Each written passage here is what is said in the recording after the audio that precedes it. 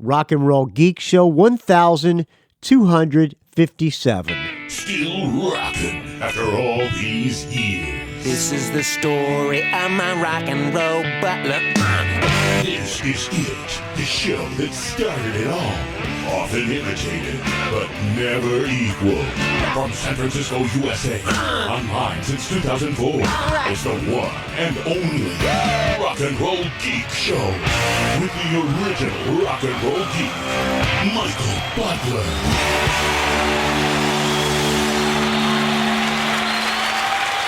Welcome to the Rock and Roll Geek Show. My name's Michael Butler. Thanks a lot for joining me. I really appreciate it. Today is Friday, December 8th, 2023. It is 6:25 p.m. when I'm recording this episode. I finally have Don's Den to myself, me and two of the dogs. My wife went down on a hunt with Kazzy and Tamra. So I finally have the room to myself. I have been kind of on the shit list all week, so I didn't have the balls to ask the wife to go upstairs while I recorded an episode earlier in the week. But I'm finally able to do it now because she's not here, and I'm sure she's very glad to get rid of this asshole. And I'm happy to be doing a podcast with you, friends. So let's just get right into it. Let's start off with a song. I would like to say, first of all, rest in peace to the great Miles Goodwyn from April Wine. Died on Sunday, December 3rd, age 75. According to his publicist, he was suffering from a lot of health issues, but no cause of death was mentioned. I was a huge April Wine fan when I was a kid. Hold on, let me take a sip of this beer. My throat's a little bit parched. This is the second one of the day. This is a Modelo in the can. And you know what they say about the second beer of the day. Oh, it is so true. Oh, that's the best. Yes, I was a big April Wine fan. I saw them on the Nature of the Beast tour, I think. Was it Harder, Faster, or Nature of the Beast? I think I saw them right before Nature of the Beast came out. It was one of those radio station promotions where, like, if it's like 93 Rock or something, they'll do a concert for 93 cents. They headlined at the Jacksonville Civic Auditorium. It was the Civic Auditorium or the Florida Theater. I don't remember. It was a small place, small theater. And it was great. I first, of course, had First Glance with She's a Roller, and what else was on that album? I Like to Rock on First Glance? I'm not sure. I'm going to play, but I saw them on the Nature of the Beast tour, which had Just Between You and Me, Baby, I Love Will Always. That was on that album, I think. I'm going to play a song from April Wine now in tribute to the great Miles Goodwyn. I had him on the show a long time ago with this. We did a simulcast with me and this other guy who had a podcast on Pod Show called Pod Show Radio. He lined it up, but he didn't have anything to ask Miles Goodwyn because he didn't know really much about it. He was kind of Brent was kind of I don't want to say Butler clone, but he was kind of a little bit of a Butler clone. Anyway, we did a simulcast together, and I interviewed Miles Goodwyn, and I asked if he had a lot of money, and I kind of pissed him off with that question. What the hell's that supposed to mean? But I was a big fan. So in honor of the great Miles Goodwyn from April Wine, from the great April Wine, had some really good tunes. Let's play something from Harder, Faster. This is called Babes in Arms.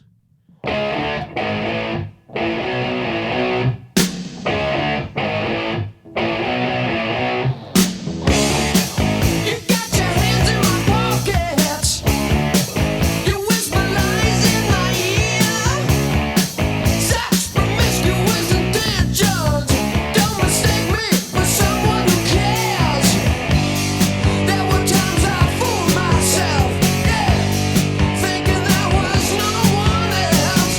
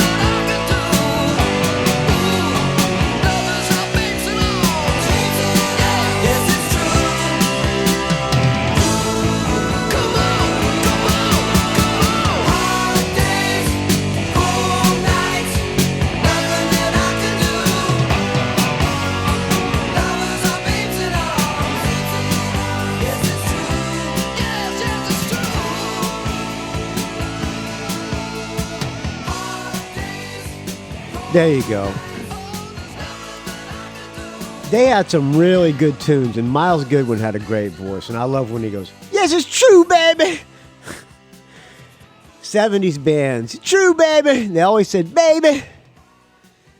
Miles Goodwyn, rest in peace. You will be missed, Miles Goodwyn, by this guy, Rock and Roll Geek, Michael Butler.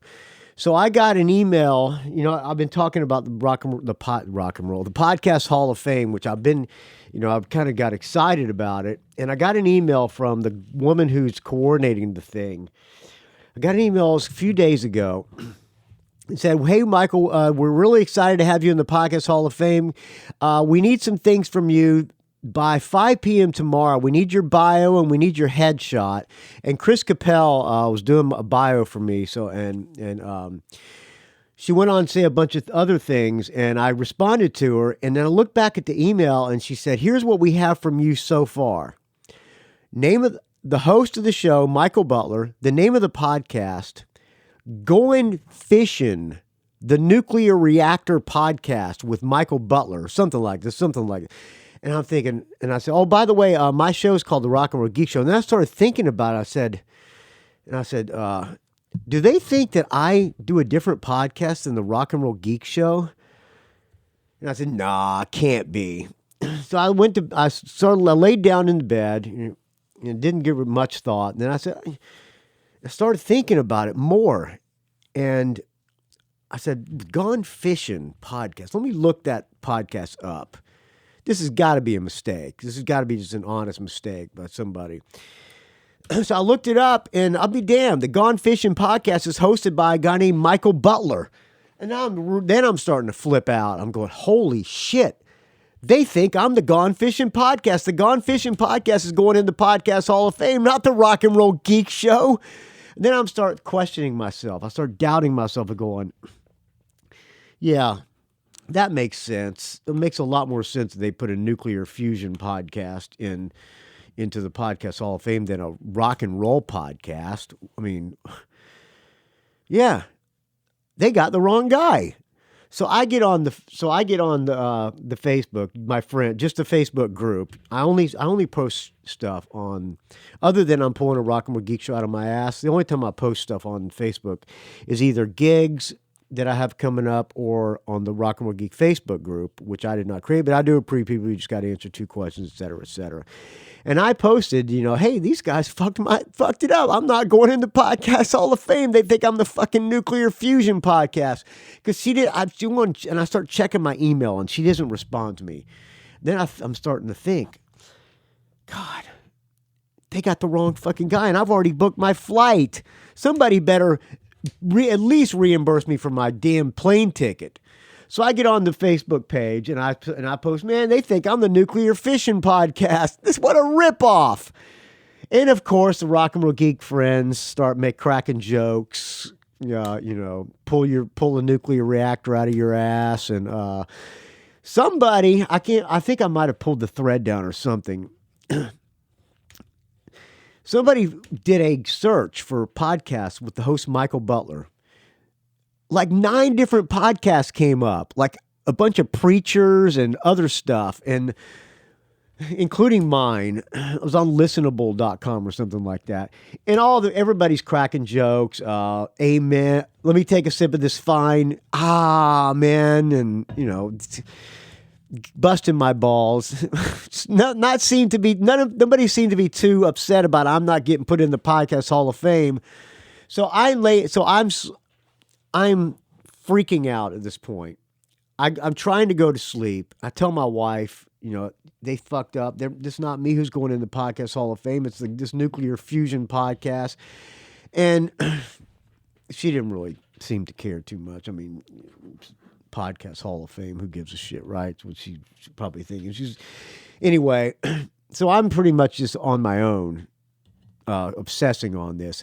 Having dreams. I get up in the middle of the night and I go, well, let me look at the original email. They must say somewhere on the first one, they're congratulating me for being in the Podcast Hall of Fame. They must say something about the Rock and Roll Geek Show.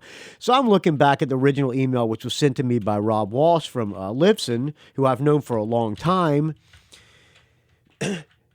Nothing about Rock and Roll Geek Show. And he said, and he introduced me to the person who's in charge of the thing. She doesn't mention the name. I'm looking back for any mention of the name Rock and Roll Geek Show. None. Nowhere. Let me take a sip of this fine Modelo here. The last email she sent me was copied to a guy named Rob Greenlee, who is part of Podfest, and he's been around podcasting forever too. And I also know him. He does a show with Todd Cochran called A New Media Show, and he used to work for Microsoft when they had the Zune player. I dealt with him when I worked at Pod Show and Mevio. Anyway, I've known him, and at this point, nobody's responding, or the girl who's not responding to me, obviously, these fuckers are ghosting me.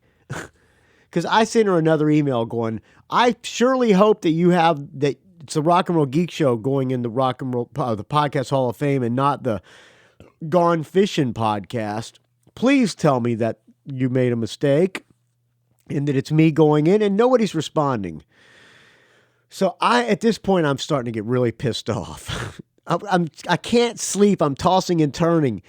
I get up. I laid down. I'm trying to sleep for about an hour. I might pass out for about 15 minutes. Woke up.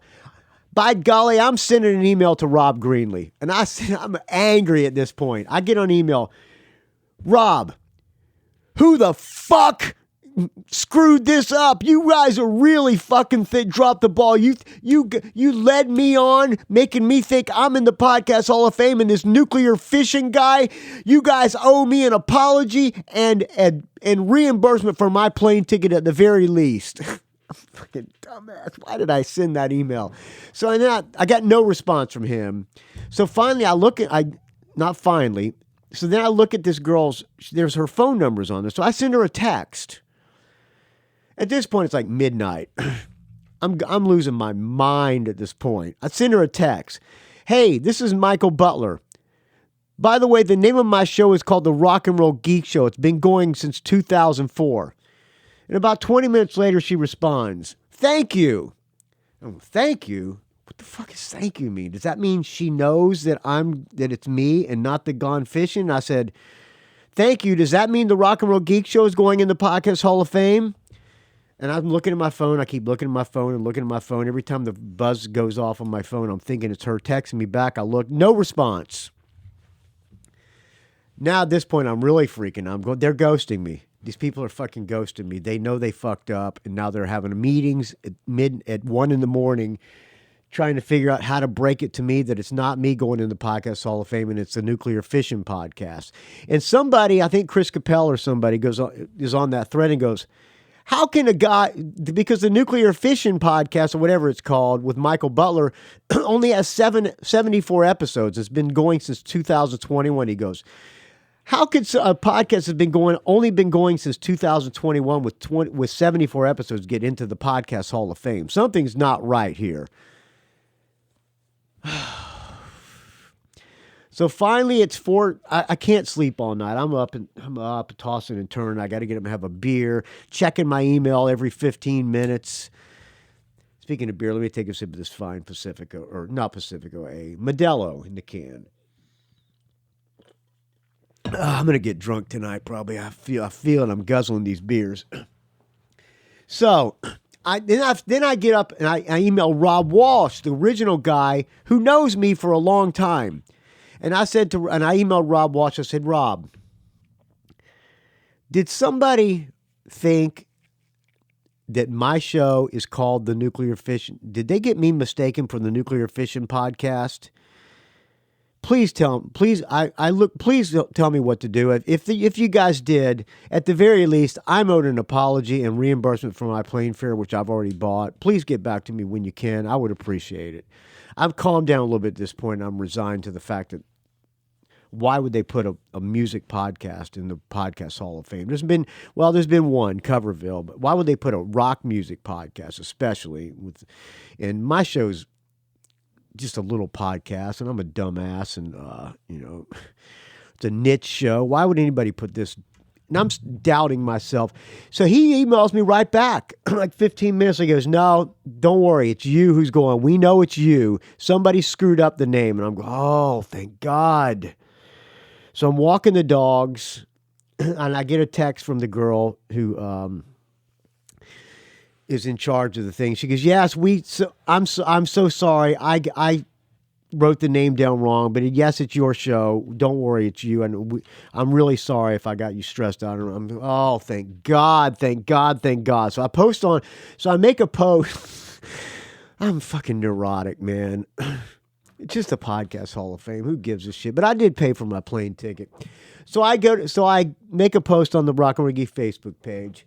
Update on the podcast Hall of Fame. They screwed up the name, but it is the Rock and Roll Geek Show getting inducted into the podcast Hall of Fame. Apparently, I'm not the only podcaster with no brains. Yeah, I mean, it's kind of a moronic move to think that, to just Google the name and they I don't, anyway. That being said, I have a table for 5, me, my stepdad, and 3 other people. I need to give them the names by next week, which, by the way, it's not me and 5.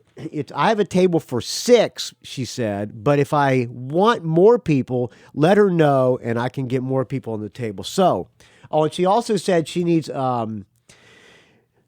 somebody a person to induct me into the Hall of Fame. And also I need walk-up music. So that's what I posted on the Facebook page. That being said, I have a table for 5, me, my stepdad, and 3 other people. I need to give them the names by next week. Also, I need walk-up music and a person to induct me. So I have a table for at least 6. Paul, friend of the show, Paul, what is his last name? Let me look here. Paul, I'm looking up your email because he just emailed me. Paul, where are you, Paul? What is Paul's last name? Paul Smith. He's planning on coming.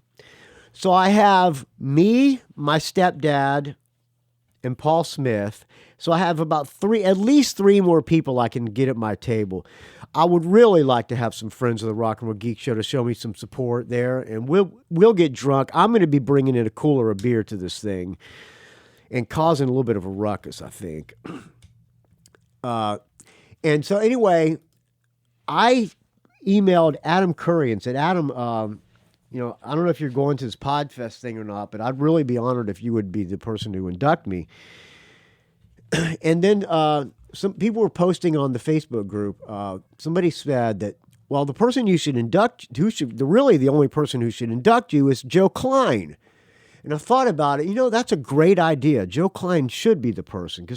And how great would it be for Joe Klein to be there with me? So he chimed in, and he's talking about making a new show open for me with Podcast Hall of Famer Michael Butler. And but he's on a fixed income, so he doesn't really have much money for a plane ticket. So I'm going to probably end up paying for his plane ticket.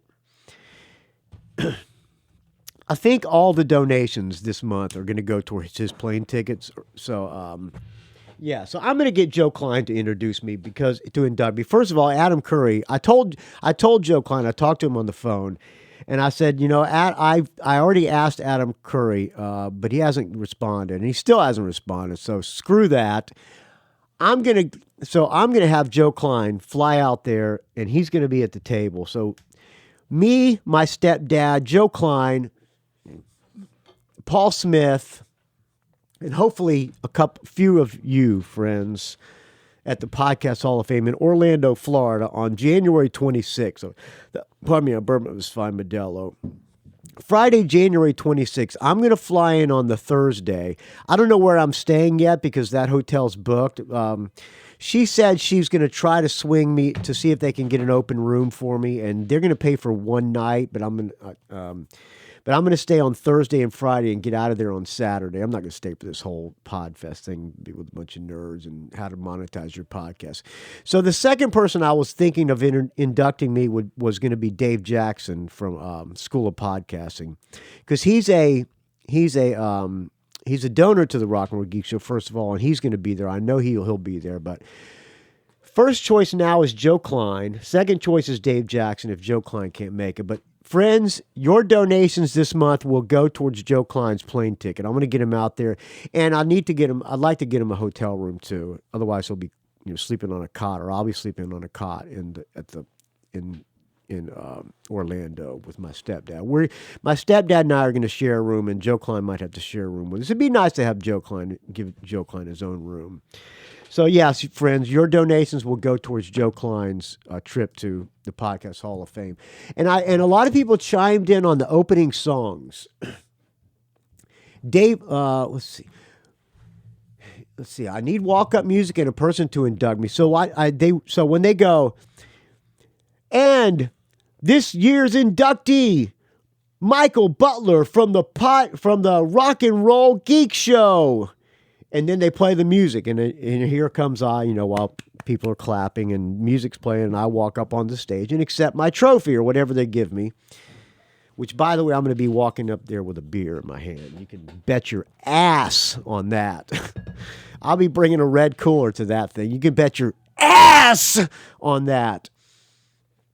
Richard Fusey lives right down the street. He lives in Fort Lauderdale or something. Richard, if your health is up to snuff, I'd really love, if up to par, I'd really love for you to come to Orlando, friend, and sit at the table. Joe Pawlak, I'd love to see him there. Michael Steer, I'd love to see him there.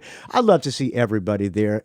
If we could get about 20 people there and have a party at the hotel bar, just getting shit-faced before this thing starts, and then I walk up drunk, how great will that be? So, walk-up music. Bo Gus said I should walk up to the Skyhooks. Why don't you all get fucked? Do I have that song a little bit? So here's how it works. So the sound man's going to play it from the beginning of the song. So let's try this. And this year's inductee, Michael Butler and the Rock and Roll Geek Show. Okay, let me play. So I got Spinning Beach Ball. Oh, come on, man. That's what'll happen. The guy will get spinning beach balls. So, Michael Butler from the Rock and Roll Geek Show, everybody. And then you get this. See,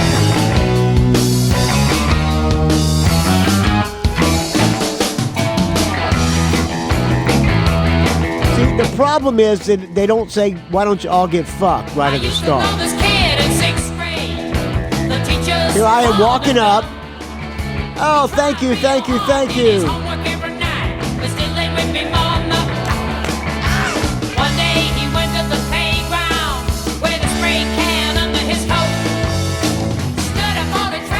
See, it doesn't work because it doesn't get to the hook. Now, I could edit it where Michael Butler from the Rock and Roll Geek Show.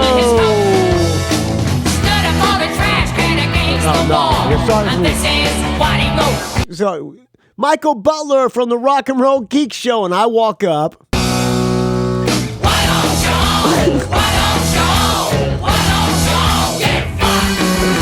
I like it.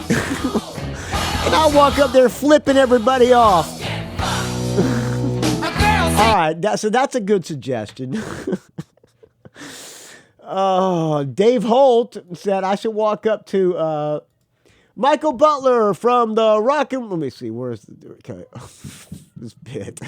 Michael Butler from the Rock and Roll Geek Show. That's a good one. And I walk up to Cat Scratch. Oh, that's a good idea. And I strut up with a beer in my hand. I like that one too. I thought about this one. Michael Butler from the Rock and Roll Geek Show. Wang dang sweet poontang.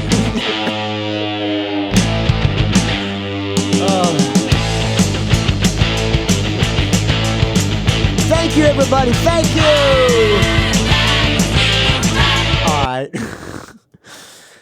Oh, fuck. All right. See what other people said. Let's hear. Let's see. All comments. Ken Parker said I should walk up to Coors Man.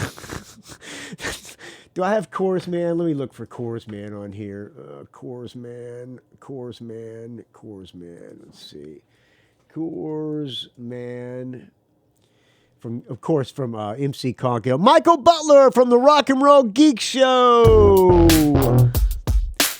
Yeah, that'd be cool, I guess. Coors, man. Yeah, I like what I please. Got a 30-pack of banquets while I'm chilling. Only problem is it's rap. In the trees. Coors, man. Always ready to deliver. A good time in my cutoffs while I'm chilling at the river. My oldest son and wife, they got a nickname for me. They call me Coors, man. Patriarch of the family. All right, I like that too. That's actually pretty fucking funny. Cole Thornton. Let me back to this playlist here.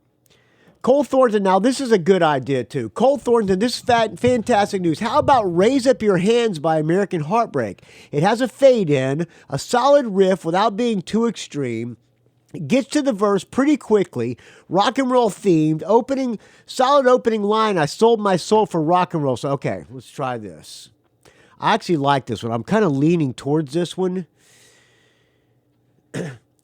And this year's inductee, Michael Butler from the Rock and Roll Geek Show. And I strut out.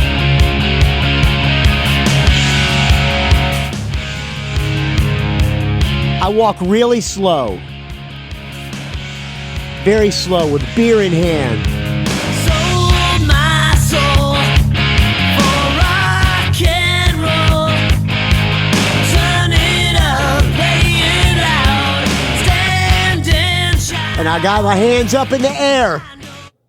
You know what's going round. Hello, everybody. What's up, motherfuckers? If you Let me see your hands. just raise up your hands. What are you waiting for? What are you waiting for? What are you waiting? I like that one. I'm kind of leaning towards that one. Adam Gerstein, you have to go with the upper crust rock and roll Butler, which is the theme of the show. All right, well, I could do that here, okay? I could. And Michael Butler from the Rock and Roll Geek Show. And I strut up very slowly. Everybody, I like this look what idea I too. found. Simply the best manservant in town. He's neat and discreet, he couldn't be any sattler. This is the story of my rock and roll butler. I don't care what kind of clothes he wears. 'Cause I know this, my rock and roll butler's always there for me. Alright, rock and roll butler, rock and roll butler, rock and roll. I mean, that makes sense, but do I want to make it about me or should I make it about rock and roll? The Raise Your Hands is about rock and roll. So is Cat Scratch Fever, Wang Dang, Sweet Boon Tang as well. So that's another idea. I'm leaning either towards one of those two. A lot of people said I should walk up with, and coming in from the Rock and Roll Geek Show, Michael Butler. Which is also a great idea.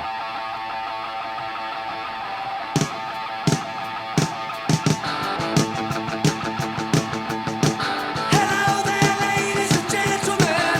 Hello there, ladies and gents. Are you ready to rock? Are you ready to rock?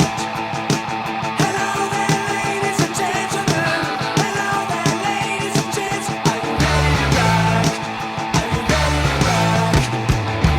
Would you like to go? Somebody suggested He's a Whore, which would be good too. From the Rock and Roll Geek Show, Michael Butler. And I walk up slowly.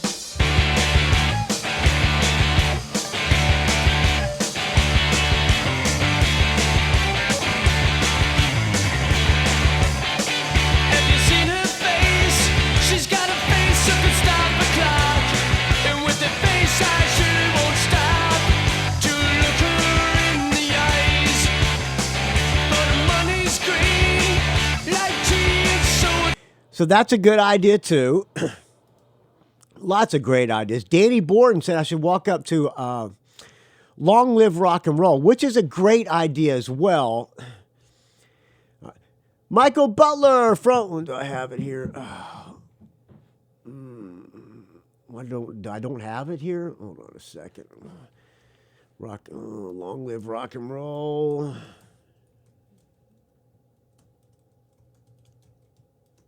Long Live Rock and Roll. All right, this bit's starting to die. And from my Rock and Roll Geek Show, Michael Butler, the problem with this is it doesn't get to the punchline fast enough.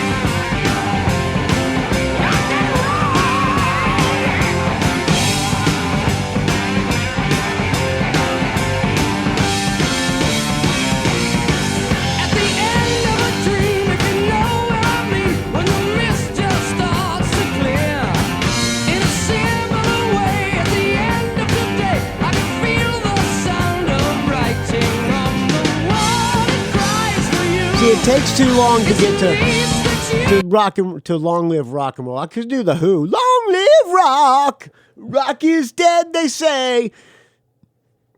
Thomas Olson said I should walk up with 21st Century Schizoid Man, which is April Wine covered that. So I could walk up like this. These are all great ideas. So, what I need from you, friends, give me suggestions. What's my walk-up music? I really like Raise Up Your Hands because it starts right off with Sold My Soul for Rock and Roll. I really like Rock and Roll Butler. But I'm open to all your suggestions, friends. Please send them to me, rockandrollgeek@gmail.com. And I really would love to see you there at my table partying. And we have a big meetup in Orlando, Florida. We'll get drunk. And if you don't drink, you don't have to drink, but we'll get stoned or whatever. It'll be all great people, and we'll have a really good time. All right, friends. I hope I see you there. rockandrollgeek@gmail.com. January 26th. I'm going in the fucking Podcast Hall of Fame, and damn it, I want to give these people something to remember. I want to give a little bit of excitement to the Podcast Hall of Fame, because I don't know who else is going to be inducted. They're going to be doing a press release pretty soon. And damn motherfucker, it better not be the Nuclear Fission Podcast. And Rock and Roll Geek Show better be in that fucking press release, or I'm going to look like an idiot. And some heads are going to roll.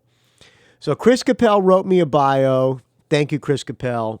I need Joe Klein's going to have to come up with an induction speech. Yeah, it's going to be a good time. I'm actually, and I need to write a speech too, but I need to come up with a speech. So if anybody wants to write me a speech, I'm thinking of doing something like, you know how the Rock and Roll Hall of Fame podcast, when all those guys, I don't know, I'll save that for, yeah, you know how they say, oh, podcast, Rock and Roll Hall of Fame, that don't mean shit. I don't care if I'm not inducted. And then when they get inducted, they're like kissing ass about how great how it's such an honor, and how they, love the Rock and Roll Hall of Fame. I could do something like that. And I want to thank, people. I don't know. I want to have a short and sweet and very cool acceptance speech without being too self-congratulatory. A little bit humble, and I would like to make people laugh. And I want to put some Rock and Roll Geekisms in there, like take a sip of this fine Tecate and, super great, couldn't be better, and that kind of shit. So there you go, friends. I got some audio comments. I got a Does It Hold Up to do tonight. It's going to be, we're already 36 minutes into this, and we haven't even got into the donation segment or anything. Let's start off with let's play another song. This is a brand new song from Fast Eddie. This is on Spaghetti Town Records. The song is called Spirit Commander.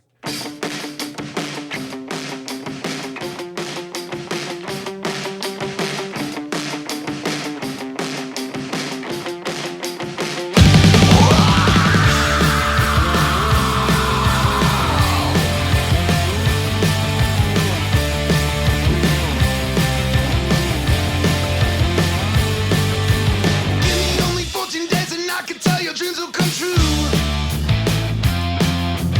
When you look into my eyes, your spirit will be drawn out of you. I'm your spirit commander. Well, I got no time for slander.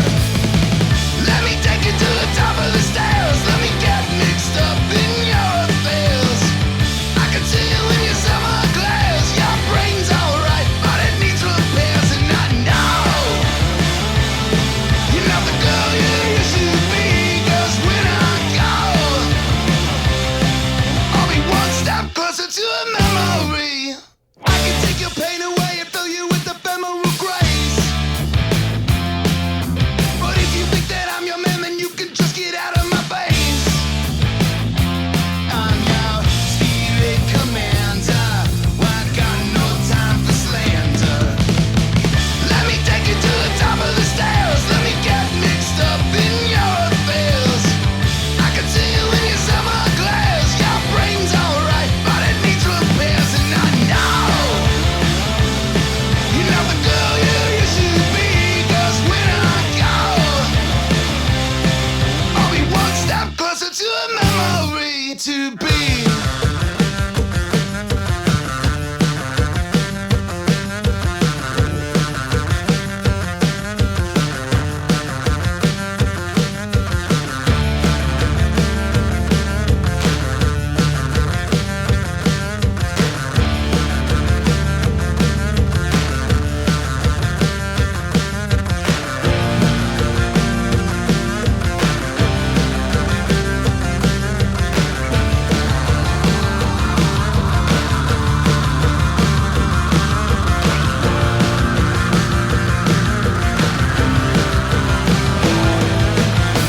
Let me take you to the top of the stairs. Let me get mixed up in your affairs.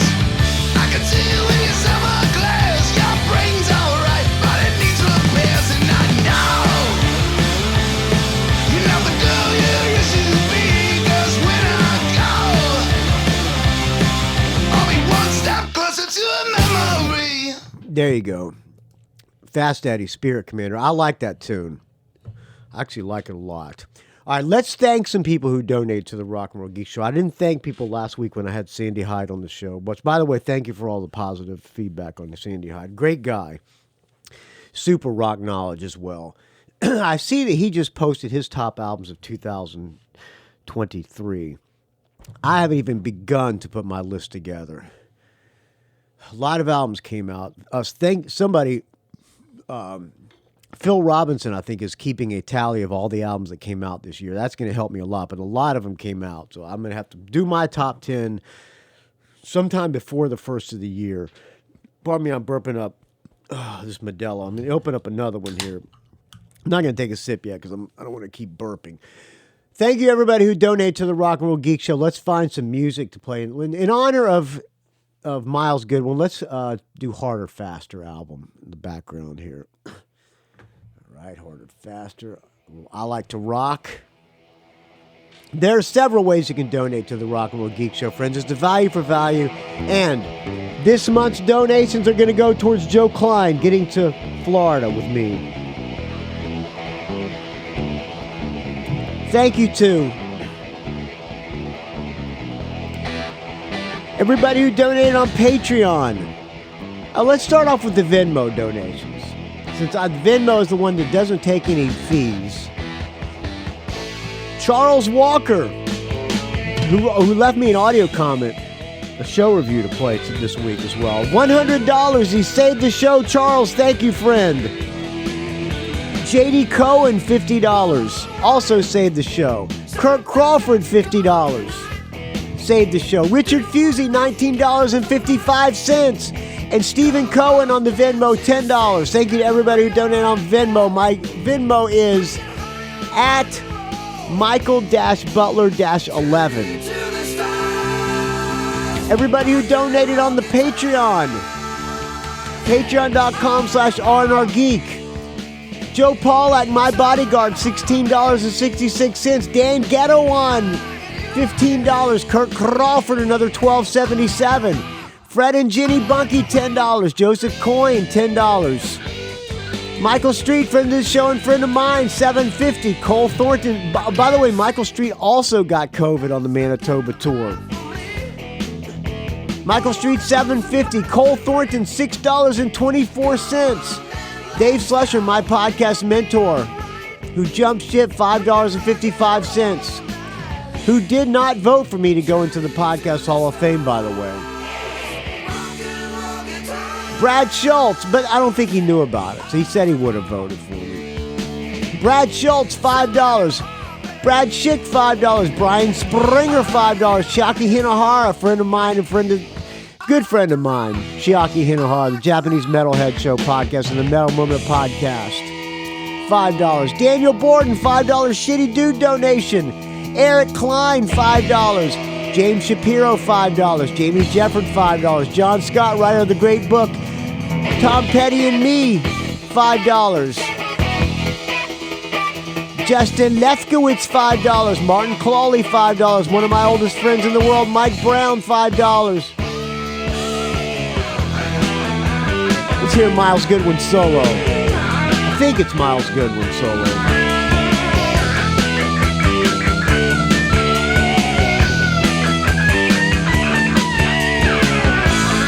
I think I saw April Wine with Mike Brown now that you mention it. Did anybody mention it? I mentioned it.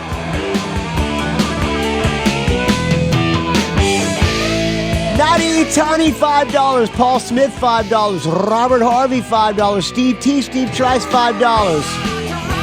Ted Wilbrecht, $5.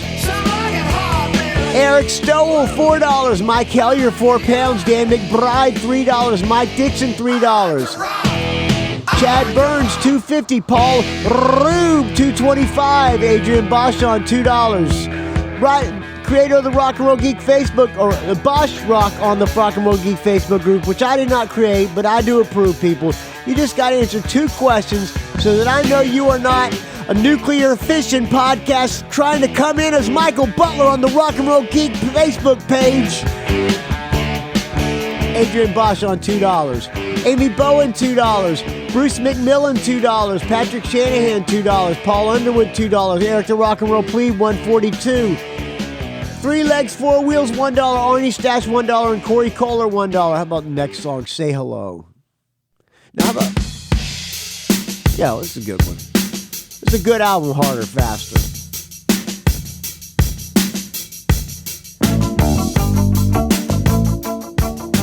Thank you to everybody who donated on PayPal. Michael Street and Joe Pawlak, $85. Blake Johnson, $20. Richard Strom, $20. Douglas Free, $20. Greg Brofer, $20. Still praying, Greg Brofer. Dave Franco, $20.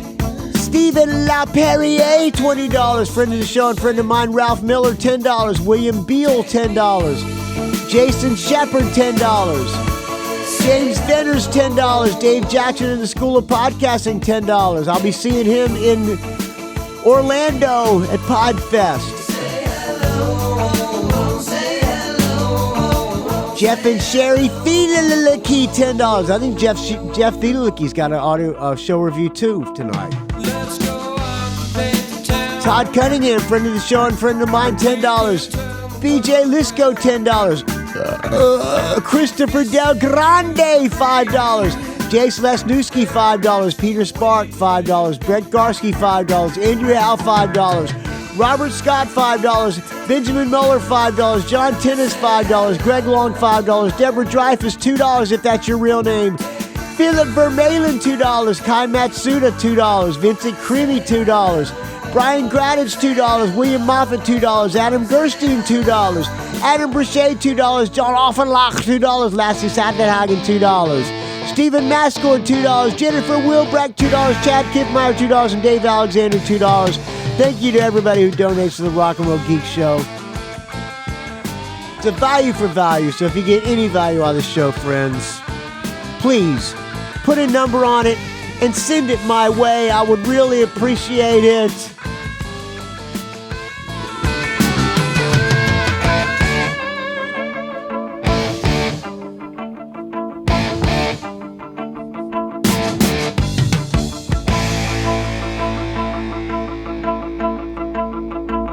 What will be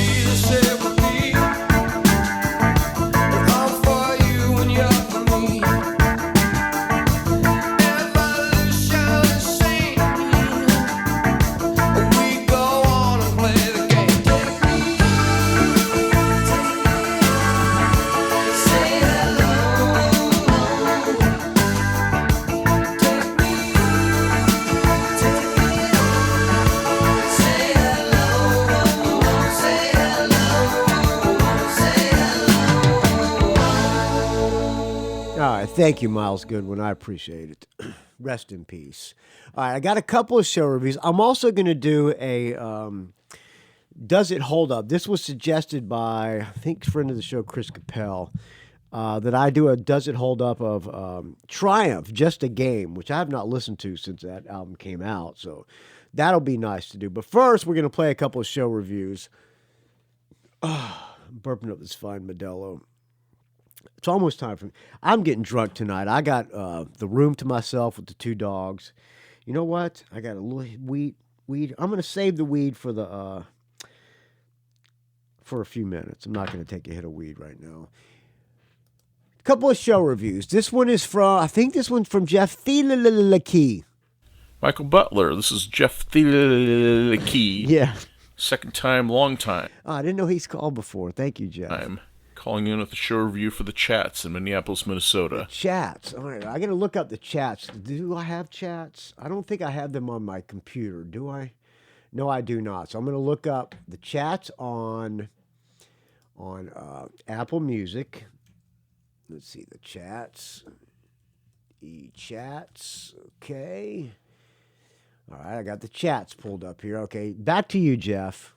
But first of all, how are you doing? I'm super great. Could not be better, friends. That's great. I'm glad to hear it. Thank I'm glad you. you're recovered from the Manitoba concerts and Yes. the COVID and all that. Yes. So, before we start, I need Oh, by the way, happy Hanukkah in honor of Richard Manitoba. a sip of this fine Zombie Dust Pale Ale. All right, I'm going to take a sip of this fine Hope you can Modelo. join me. I'm joining you. That's good. Oh, it is so good. So I'm calling in to give a mini show review for the Chats. So they played at the Varsity Theater in Minneapolis, Minnesota. Varsity Theater. Did I play that play? I think I might have played there when I was in Exodus. October 10th. The Varsity Theater is just like it sounds. look It's an at old that. theater. It's been turned into a concert venue. It's kind of right on the edge of the University of Minnesota campus. There's room for about 800 people-ish on the main general admission floor, and maybe 50 to 100 on the balconies that overlook the floor. So after you walk through security, you walk past the merch booths. Immediately there's a bar right on the main level, and there's another one upstairs. And the bar was one of the highlights of the night, to be honest. Like, Uh-oh. they were serving this Three Floyds Brewery Zombie Dust Pale Ale. Ah, okay. So it's a 6.5% beer. That's pretty in a high. 16-ounce can for $10. Like, you can't beat that at a concert. Really, So, that's a pretty good price. I prefer my beer in the under 5 alcohol by volume or whatever they call it, alcohol. But yeah, that's why I don't drink the pale ales and the IPAs, because they're usually 10% or 7% alcohol and high like that. $10. Like, you can't beat that at a concert. So it was a good deal. The tickets were like $20. Merch was like $30 for a shirt. Right. So it was Not too bad. Pretty reasonable for a I don't good know night the of, Chats. drinking and listening to great music. So the Chats are an Australian pop bug band. I think you've mentioned them once before on the Okay. Rock and Roll Geek podcast. I'm sorry, the Rock and Roll Geek IndieCast. Hall of Fame podcast. Ah, there you But I go. was introduced to originally from the Pat Finnerty YouTube channel, What Makes a Song Stink, and also Justin Hawkins did a video about them. Shit, I'm behind And, the he times. really dug them, and I do too. So I was excited to see they were coming close to my neck of the woods. So there were 3 opening acts, which I didn't actually know about prior to the concert. The first opening act was a band called the Gym Shorts from Rhode Island. I do So not it's know 3 that. guys and a girl lead singer. I was actually pleasantly surprised by them. They remind me a little bit of the Plasmatics, but if Wendy O wore a hoodie instead of a bra or less. Okay. They're probably the second best opening act. After they finished their set, the crowd kind of collapsed on the stage, and it got really packed. The second opening act was a band called the Schizphonics. Don't know them It's either. like a 3-piece band. They had a girl drummer, the lead guitarist, the singer. Just kind of just a spaz. He just ran back and forth like a dork on the stage, and Sounds like me. I don't have a lot to say about that band. But the third opening act was a pleasant surprise. It was the Cosmic Psychos. And I only learned about Wow, a them lot of bands opening. before this concert because I've heard of them. the Chats have a song called AC/DC CD, and they list the greatest bands in history. Obviously, the Chats are number 1, AC/DC's number 2, and Cosmic Psychos are number 3. So that got me interested, and I went out and listened to some of the songs, and I think they're basically the godfathers of Australian punk. But now they're kind of like these middle-aged guys. They must be doing like a they came out together. They're fat and rocking out, and they're just living their best lives. And they're probably the best act of the whole night. Look up some of their 2023 concerts and get an idea of what their concerts are like. They're fucking entertaining. They rock. They're just the guitarist is he's fat. He's shirtless. He doesn't give a fuck. He's just out there, and it was awesome. At the end of the set, they come out, they give a big, grandiose bow, and they turn around and drop their pants and moon the crowd. So that's nice. the kind of That's band nice. they are. So after kind of a long delay, the Chats came on stage, and I'm not going to do a song by song breakdown because of the aforementioned bar. I was feeling pretty good by this point. Pretty and was good. Pretty much in the middle of the mosh pit for most of their performance. This isn't a Slayer concert. Like the mosh pit was more like people politely bumping into each other. But it was a fun time. Old man It was mosh a great pit. way to get up close to the stage and have a good time. So the Chats have 3 albums, and they played a few songs out their first album, Get It In You, including their most famous song, Smoko. Okay, do I have played- Smoko? There's a little bit of Smoko here. 1, 2, 3, 4.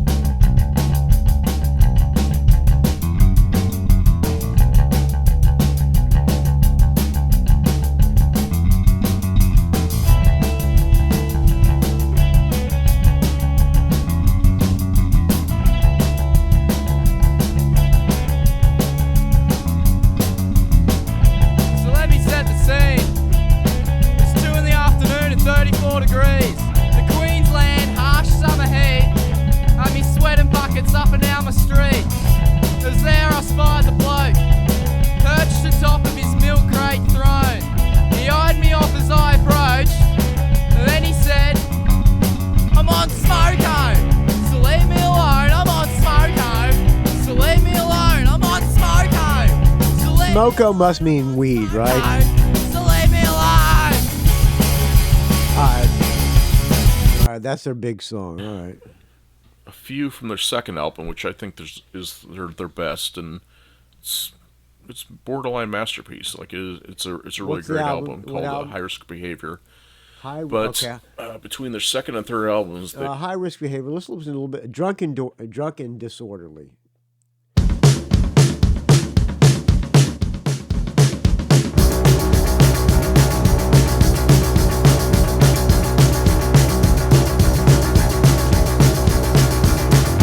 Four Bundy rums to the RSL, 3 BBs at the aerodrome, 2 lines of cack in the car park, 1 long neck for the drive home. Drunk and disorderly, drunk and disorderly, drunk and disorderly, drunk and disorder, balls with the gin at the bus I stop. like that. That's good. Yeah.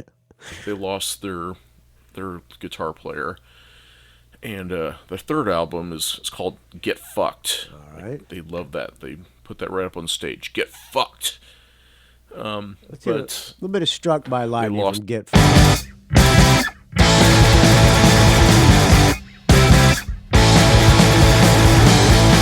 I got struck by lightning bolt. I was standing next to a telephone pole. Got 1,000 volts on the boom. All right, there you go. something like in between that second and third, like the guitar player's not as good. Like he played the solos from the second album, and just wasn't the same. Like I hope they can pull it out and recover for the fourth album, but we'll see. Anyway, about the crowd, it's kind of an interesting mix of all different ages and genders. Different I'd say genders. it's probably 60% dudes, 40% girls. the ages were kind of all over the place. Like like I said, this is right on the edge of campus, so there was a lot of like 20-year-old kids all the way up to like kind of mid-50s. I was chatting up this girl before the concert started, and There you go. she asked how old I thought she was, and I'm no dummy. So I guessed that she was 22. Hey, how old do you No, think I am? She was 29 and feeling kind of insecure about her age. Huh. But anyway, even the mosh pit, it was probably I think she was hitting on you, Jeff. 70% dudes, 30% girls. Like I said, right at the edge of the stage, there's this kind of mid-50s dude with a skull cap, and he was there to listen to music. He wasn't having this bullshit. Quit bumping so into me, you he kids. was a good guy to stand behind if you needed a break or whatever. Anyway, so all in all, it was a great night. I give the gym shorts, I give them a +1. I think they're... I wouldn't go to the bathroom if they played. I wouldn't go out to see them either way, though. All right. Schizphonics are a big 0. Nice. Cosmic Psychos are big +1. 2 boners Probably up. give the Chats. Probably give them a soft +1. Ah. One interesting story from the night was before the first opening act went on. Me and my buddy Dan we're up close to this front of the stage, and people are kind of just milling around, waiting for this concert to start. And there's this group of this is Gen Z guys. And they got together for a selfie. Let's take a selfie, They got dudes. together. They looked up. They were looking cute. They We did look the pose. cute. And my buddy Dan decided to photobomb their There you purchase go. selfie. There you go. And they got pissed. There was one Motherfucker. dude that was literally about ready to I'm gonna kick your Ready to ass, fight. motherfucker. You got in our selfie, motherfucker. fight Dan. And I'm gonna Dan's fight you, motherfucker. Dan's he's 6'4". Yeah, he's no you Joe gonna fight me? Pawlak, I'm but, 6'4". He's not gonna get threatened Yeah. by one of these dorks. Oh shit, he's big. Anyway, that drama died down. No and sweat, dude. Somewhere between the first and second opening acts, the crowd filled in. Dan went back to get some more beer, but he couldn't get back up to the front of the stage. So after the concert was over, I met up with him outside, and the dorks walked past. Uh-oh. And they must Got have got their attitudes adjusted because they were pretty friendly all of a sudden. They're like, "Hey, do you want to good. come with us to this bar nearby?" Hey man, you want to go have a And, drink? This bar was actually technically closed, but one of the guys worked there and he had keys, so they let us in, and we had a couple beers. There was karaoke thing going on, and the selfie dudes got up and sang some kind of Blink 182 song. It was embarrassing. small so things we got out of there. she said. and drove home. So in all, it was a great night. Well, that was nice. You got, instead of getting a fight with selfie dudes, you guys all went out and drank together. That's a good, positive night. And drove home. So in all, it was a great night. The Chats, like I said, they're recovering. Hopefully they'll get better. Cosmic Psychos, if you can watch them, it's always a great time. So anyway, that's my review of the Chats. Varsity Theater, Minneapolis, Minnesota. Michael Butler. It's great hearing about your Manitoba tour stories. I love those. And Thank you, most of friend. all, stay frosty. Stay frosty. You too can you too can leave me a show review.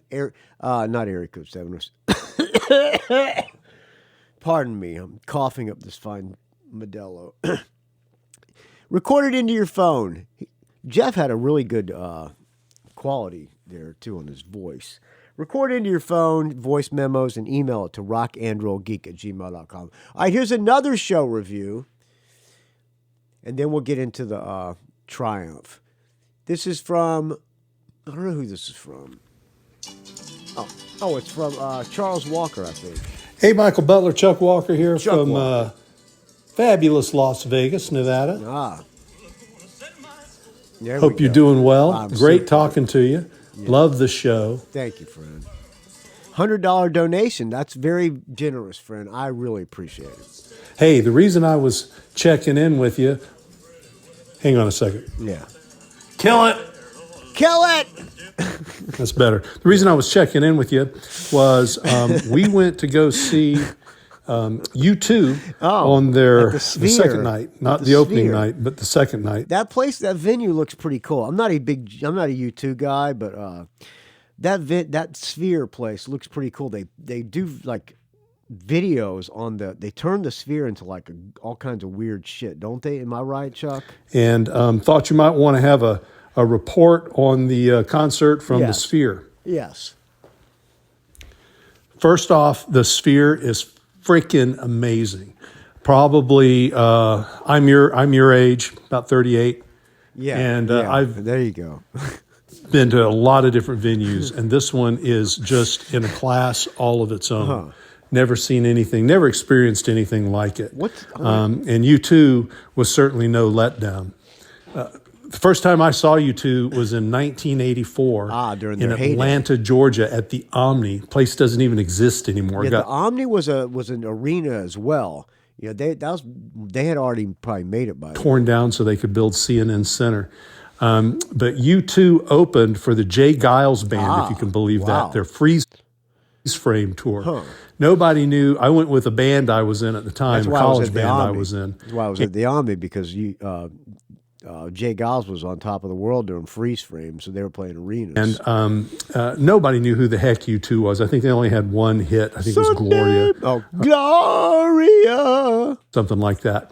And they were on that tour. Nobody knew who the heck they were. We were all going to go see Jay Giles. But, man, they put on one hell of a show. Well, Jay Giles did too. Yeah. But U2 just floored everybody. And we left that place. Our lead guitarist, Dan, he made a real prophetic statement. He said, in 20 years, nobody's going to know who Jay Giles is. Bullshit. But everybody's going to know U2. Bullshit. And he was kind of prophetic. I'm still firmly a Jay Giles fan too, but U2 has certainly made their mark. They certainly have. In rock and roll. So we got to the Sphere. A couple of handy tips for the Sphere. If you're going to go to the Sphere, you want to stay at the Venetian or the Palazzo. That way, they're nice casinos, lots of restaurants, lots of bars. You can party. You can, have a good time. But the neat thing is you can walk. There's an inside footbridge that takes you through the convention center right into the main entry gallery of the Sphere. And it's quick, it's easy. You can probably party right up until about an hour before the concert and then walk over, and you're there in plenty of time to get a beer, get a T-shirt, get another beer, and go find your seats. So the concert was supposed to start at 7:30. U2 was supposed to start playing at 7:30. No opening act. They had a little disco car in there. This DJ driving around in a little neon car playing tunes. It was kind of lame. But they were supposed to start at 7:30. They didn't actually start till 8:15. They had some technical difficulties. You got to kind of forgive them because it was the second night the Sphere had been in business, and it's pretty complicated. The Sphere, by the way, is just ginormous. It's the largest dome facility or dome building in the world. 167,000 speakers, all beamformed to every seat in the house. It sounds like the band is literally standing 3 feet in front of you and playing. The instrumental separation is just amazing. The clarity is like nothing I've ever heard before. And Spheres aren't real good for that, so they've done a lot of engineering. About 10,000 of the seats have haptics in them, so when the kick pedal on the drum, it gets when the kick pedal is used, you feel the vibration in your seat. When the bass notes really thump and they vibrate the whole house, you really kind of feel the music too. They're also supposed to blow out like perfume and stuff, but I didn't catch any of that during this concert. I'm not sure what perfume goes with you too. Donovan did that. He had smell-o-vision when he played. When I interviewed him, he was talking about that they were going to do smell-o-vision, that kind of stuff, blowing out perfumes. Anyway, the venue is just amazing. 16K video, over 180 degrees, top from the top of the dome all the way down to the band's stage, and from side to side, probably about 200 degrees of visibility. It really is immersive. It takes IMAX and just throws it out the door. It's like, But I'm guessing it's like the planetarium thing or the cosmic concerts you used to go to when you were a kid. got there, we sat down in our seats. I'll talk about the seats real quick. For those of you planning a trip to the Sphere, you want to sit in section 2. That's the second level up from the ground. Okay. And you want to sit in section 205, 206, 207, right in that area. Puts you right in the center of the dome. You have a perfect view of the dome. You got a perfect view of the band, and the sound is just crazy. And it's easy to get in and out of the Sphere from there. So we got to our seats about 7:30, and the band actually didn't start playing till 8:15. They had some technical difficulties. Second day, the Sphere's open for business, so you got to kind of cut them a break on that. But eventually, they got out and started their set. They did 22 songs, pretty good set, no opening act. They came right out with Zoo Station. I don't know. It was really cool. I'm not an authority on every time U2. the drummer hit the kick pedal, the blocks, the video of blocks behind them on the Sphere would split apart. They would crack and split apart, and light would shoot out. And pretty soon it turned into a whole bunch of video screens, and really turned into kind of the Zoo TV kind of video wall that you kind of saw, I think, with Octoon Baby. It was really reminiscent of that, but a lot better, I think. And then they went into they went into The Fly. I don't know that. Bono put on his big sunglasses. And I'm not an authority on YouTube by any means, so I don't know. kind of became The Fly, and had a great video of all these words and sayings flashing up behind the stage as they played. And then the first really big video experience. The first really big video experience was next, even better than the real thing. And it was kind of like this big tribute to Elvis.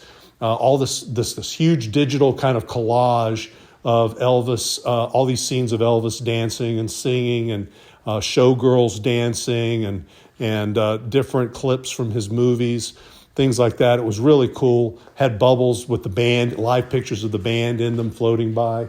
The thing about it was it really kind of made the band disappear. And this has been one of the big criticisms of the Sphere, is that the video is so spectacular, and quite frankly, the sound is so spectacular, you forget the little band way down there on the stage, the little postage stamp band. Well, and those 4 with U2, is that really a bad thing? guys kind of making it all happen. They kind of get dwarfed by the event.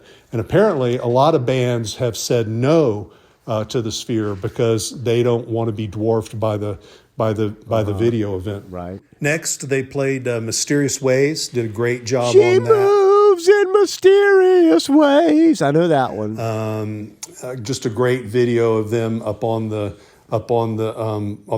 dome.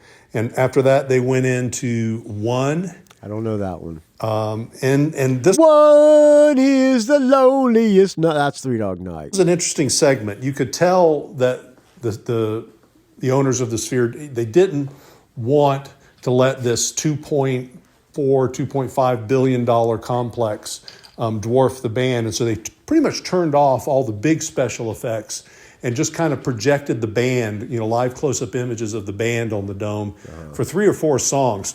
I think the next songs were One, Until the End of the World. Don't know that one. Who's Gonna Ride Your Wild Horses? Don't know that one. Trying to Throw Your Arms Around the World, Don't I know think was that the one. next kind of big media event where this big sheet rope came down, and connected to it was this dome image of a balloon, and Bono, I guess, took it and carried it around. It looked like he was carrying this giant balloon. Word is on the first night, opening night, they actually picked a lady from the audience. She was probably a shill, but picked her from the audience, and he wrapped the balloon, the big, huge 6-story sheet rope to her, and swung her out over the audience. Apparently, that was not advised again, so they didn't do it the night we were there. After that, he did All I Want Is You. I don't know that And one. then they rolled into Desire. Don't know that Angel of Harlem. Angel of Harlem. I know Love that Rescue one. Me. Don't know that one. So Cruel. I don't know that one. I think they did Acrobat after Don't that. know that one.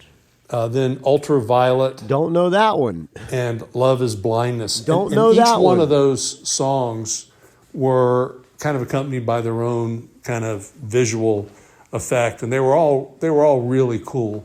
Some of them were kind of minimalistic, again, trying to just accent the band and the band's talent. Some of them were kind of weird, like one song, I think it was Ultraviolet, they had the whole dome cover itself in moths and house flies. I guess if there was one video effect, I would have gone out and grabbed a new beard earring. It would have been that one. But it was still kind of neat. Everything was neat, even the ones that weren't so complex. The really cool one was when they went into their encores. They went off stage very briefly. Of course, the whole house started vibrating. People were cheering. It was a full house, about 18,000, a little over 18,000 people there. So they had their own sound system. They started cheering. They came right back out, did Elevation, and then they did their new song Atomic City. I don't know which, any of these if you've songs. heard it, I mean, it's an okay song. Is it up there with Vertigo? Is it up there with some of their big hits? Absolutely not. But I mean, it's an entertaining song, and it's kind of about Vegas, and so the locals liked it. I liked it. But what they did for the dome was really cool. They made the dome disappear. They did a recorded image of the streets outside the dome, 16K recorded image of the exact streets outside the dome. So it literally looked like the walls of the dome disappeared, and you were sitting in an outside venue on the Strip in Las Vegas. That was amazing. And then from there, they went from Atomic City, they went into Vertigo. Great job on Vertigo. Don't know that one. What they did there is they had a whole bunch of helicopters flying around, and the helicopters shone down these big, put on these big spotlights, and then the images of the band, each band member appeared in each spotlight about 10 stories high. That was pretty cool.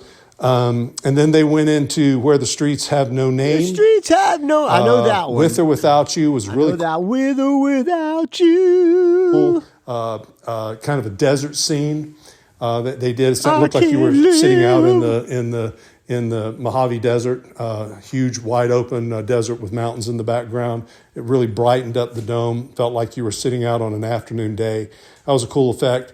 And then the last song they did was Beautiful Day. And it had this giant It's a floating beautiful day. Dum, bum, bum. That's the best U2 song to You me. can probably see it on YouTube. There's probably 100 videos of it on YouTube. Don't And let you it kind of go sail into the away. It's a sphere. beautiful And there's all day. these kind of carvings of, I guess, endangered species, Southwest endangered species. And then, man, when it was over, it was over.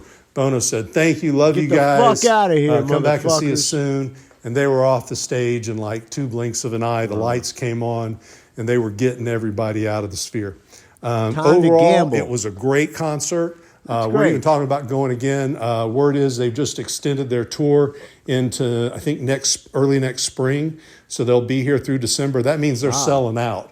That's good. And they're making money. So if you can come to Vegas, I would definitely come to Vegas.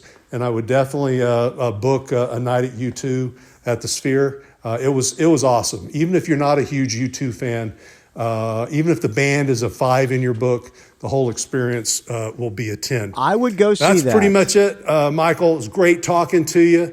And I'll keep the reports coming from Las Vegas Please when do, somebody friend. interesting comes into town. When I get to Vegas, take care, brother. Thank you, Charles Walker. I got to get to Vegas and hang out with Chuck Walker. Thank you for that, Chuck Walker. You, like I said, you two can leave me a show review. Record it into your phone. Email it to rockandrollgeek@gmail.com. And I will play it on the show, friends. And if I forget to play it, email me. Same email address. Tell me I'm an asshole. All right. What do I want to play? Let's play brand new Ace Frehley. He's got a new song out. Okay, let me continue. Get out of here. It's called 10,000 Volts. Ace Frehley, 10,000 volts. All right, I'm playing this from the YouTube, so it's probably going to be a commercial. Okay, see a skip. All right. Okay, here we go. I think he's got that band, that band from Nashville. What are they called? The Rock and Roll Residency, something like that.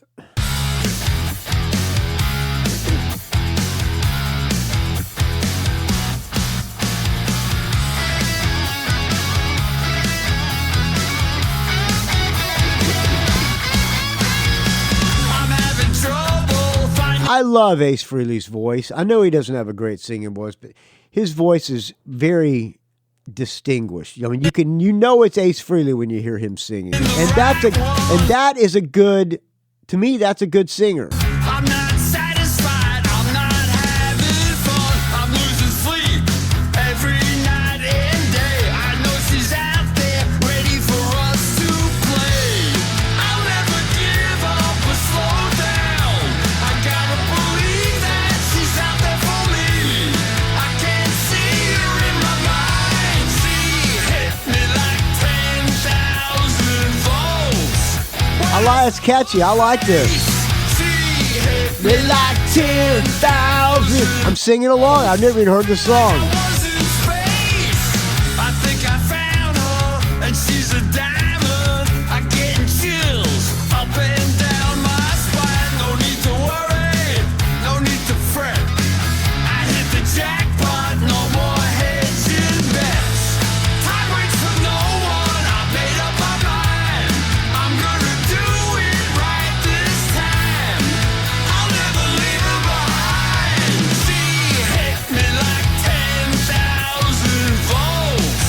When I saw her face, she hit me like 10,000 volts. Feel like I was in space. She hit me like 10,000 volts. I love her power embrace. I'm so glad I found her. I can't live without her.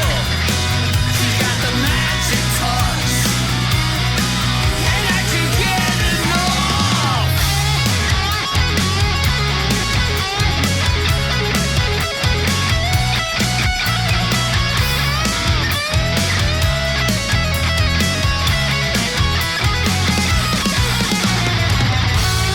Time waits for no one, I made up my mind. I'm gonna do it right this time. I'll never leave her behind. She hit me like 10,000 volts. When I saw her face, she hit me like 10,000 volts. Feel like I was in space. She hit me like 10,000 volts. When I saw her face, she hit me like 10,000 volts. I love her power embrace. 10,000 volts.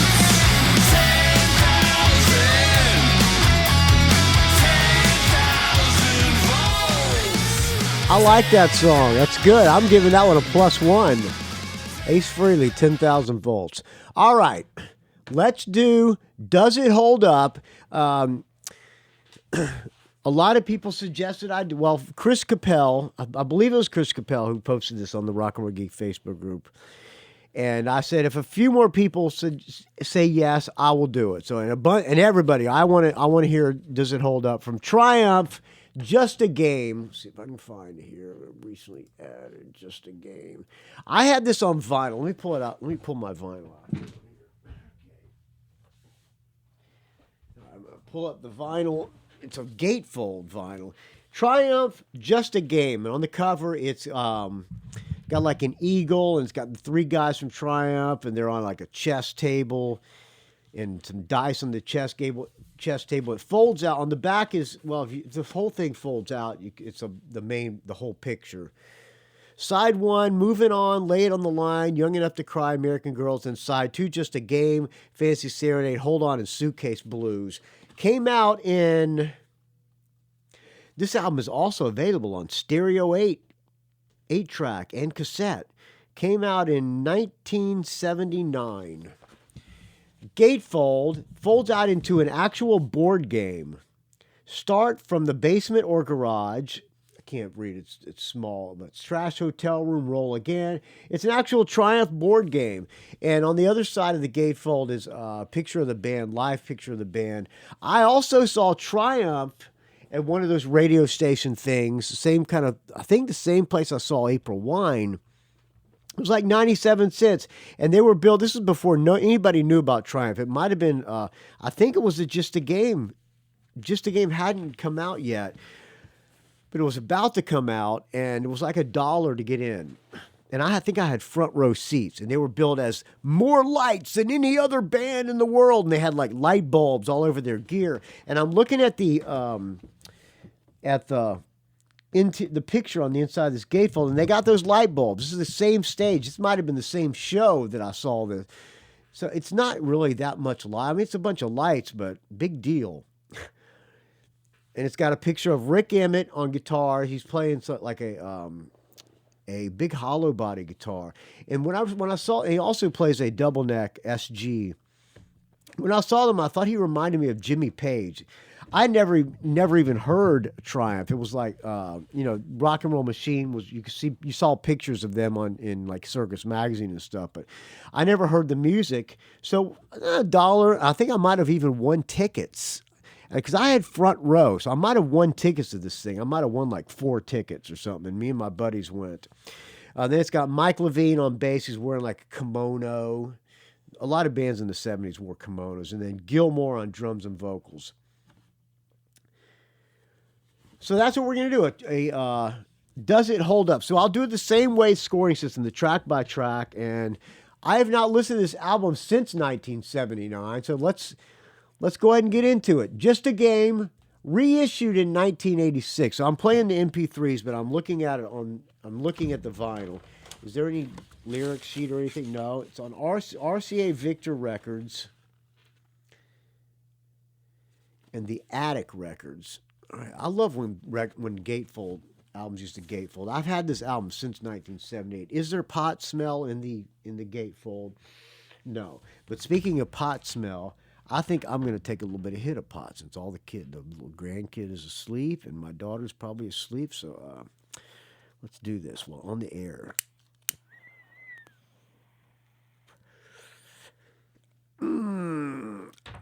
The wife's not here.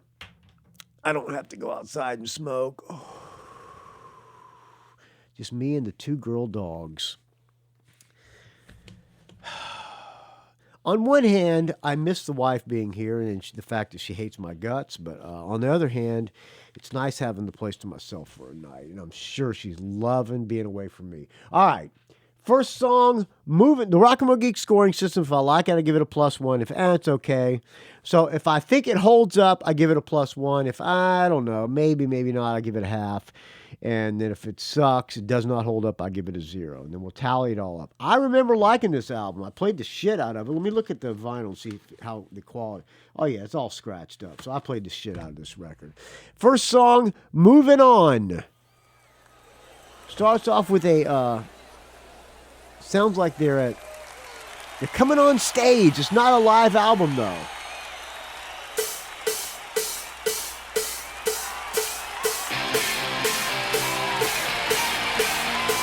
A good 70s party rip. Slide.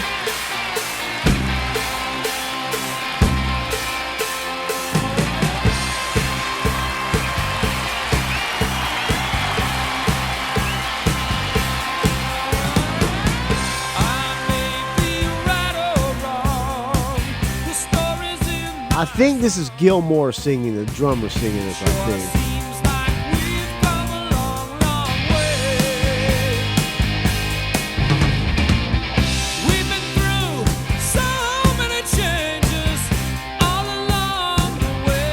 Yeah, this brings memories. I graduated high school in 1979. I was in 12th grade when this album came out.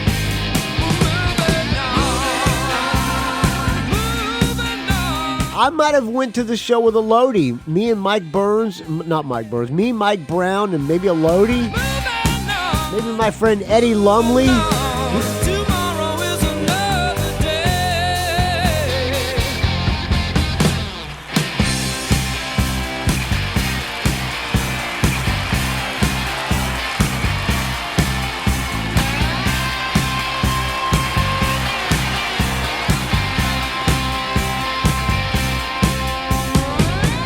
Our problems have All right, let's get into the solo. Song's all right. That kind of holds up. finished one. Running Solo. every day. Is there a solo? Tomorrow is another day.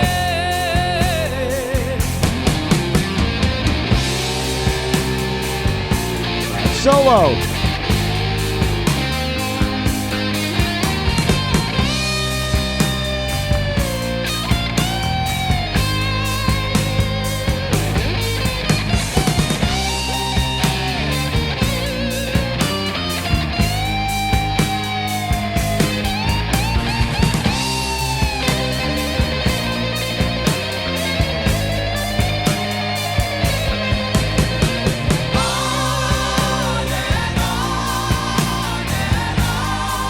You got to keep on moving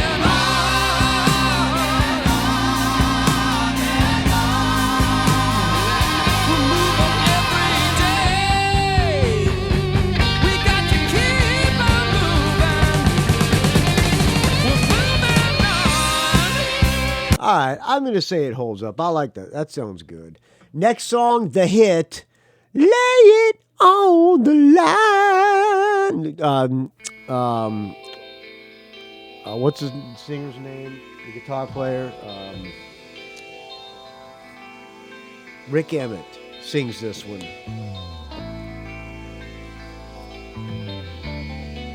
Remember the girls in Featherwich wanted to cover this song, and I was like, I don't know. Song's kind of sappy.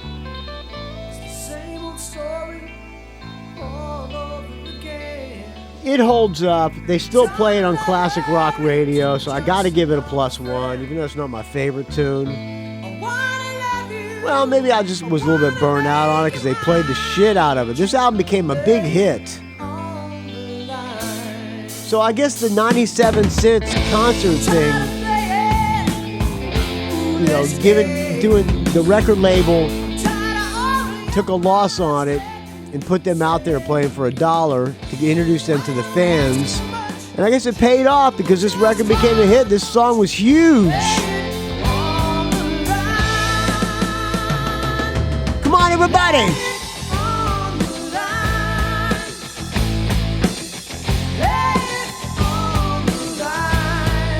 Don't waste my time.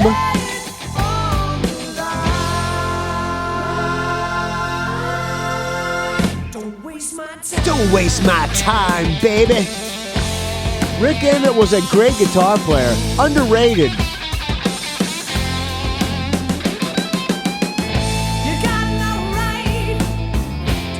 Alright, I'll give it a +1. It holds up. Next song, Young Enough to Cry. I'm young enough to cry. I don't remember this song. Maybe it'll come back to me. 1, 2, 3, 2, 3. It's a waltz. Oh yeah, I do remember this song. It's coming back to me. Good guitar on this.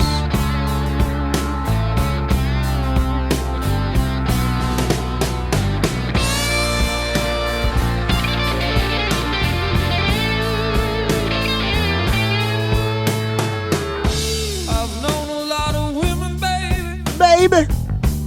Come on, baby.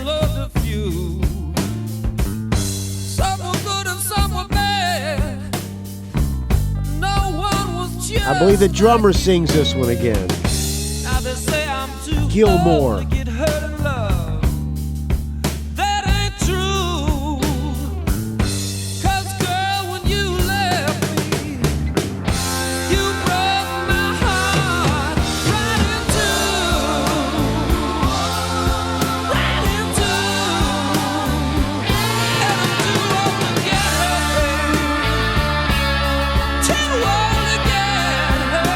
I think this holds up too.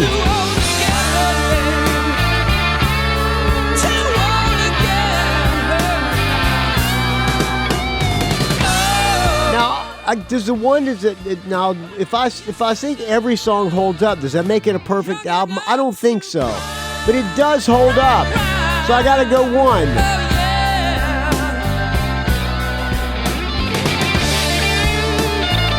And his guitar is ripping.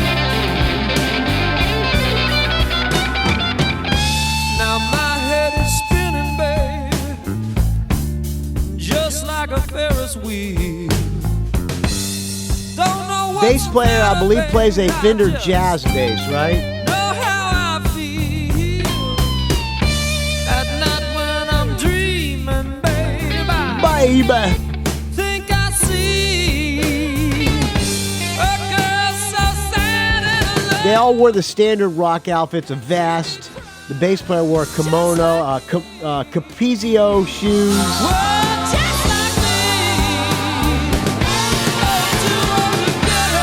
Double bass Tama drums. Even though he's not playing double bass, they look cool on stage. Well, I'm too old to get her, baby. Too old to get her now. Oh, but I'm young enough to cry.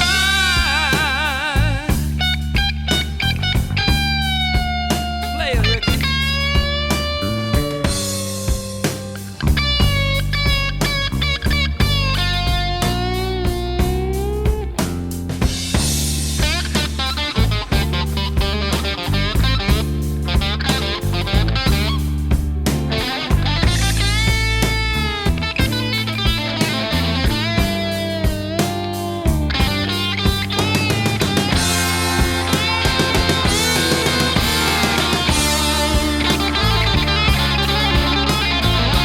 Ripping solo.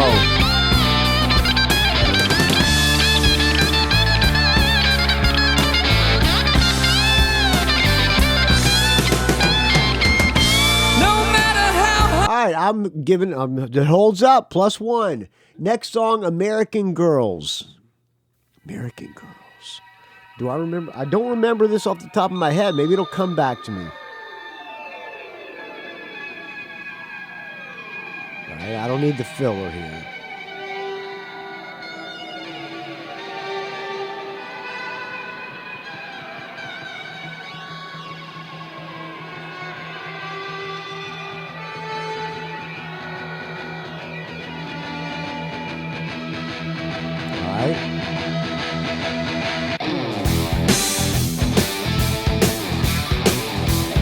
Hard rock. It's a hard rock. Classic 70s hard rock. Well, I know how to treat a lady who knows how to treat her man. I know how to treat a lady who knows how to treat a man. Sometimes I made out the best I can. I've been all around, the world is back, and here's what I got to Oh, I remember this song. The ladies I love are living in The USA.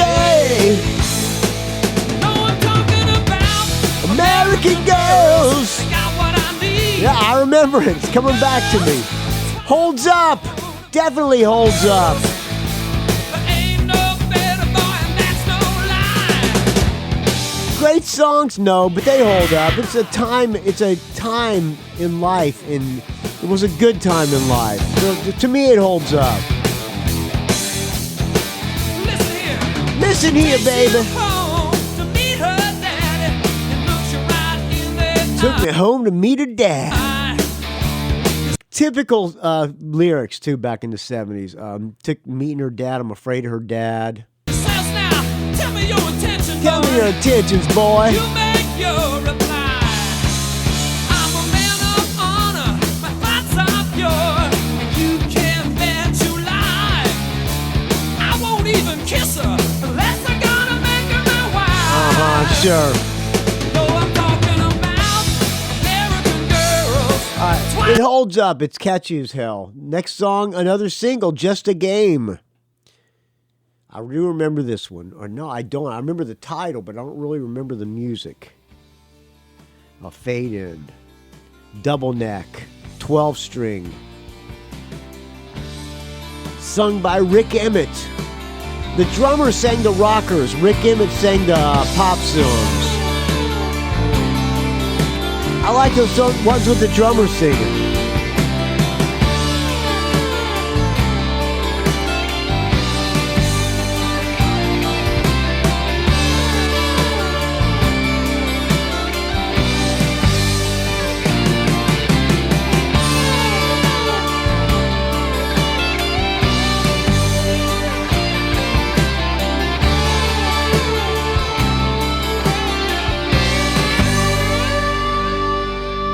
Wizards of a modern age cast spells of electric power, but the corporate strings that make them dance. Yeah, I'm not crazy about this song, but I do remember there being a shredding solo on this.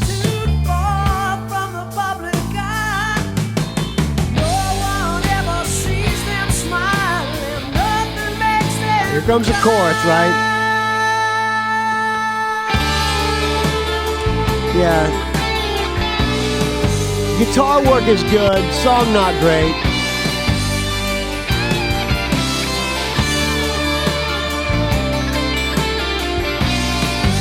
I haven't heard the chorus yet.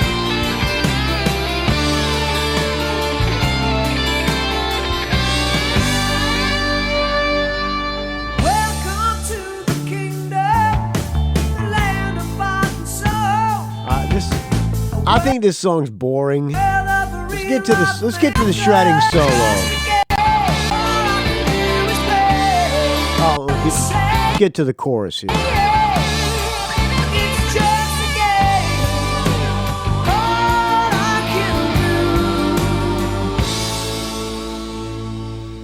do is play.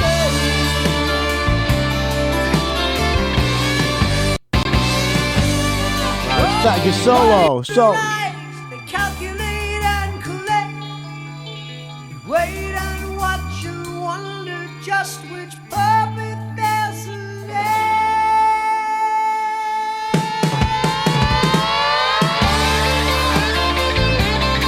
here comes a shredding solo.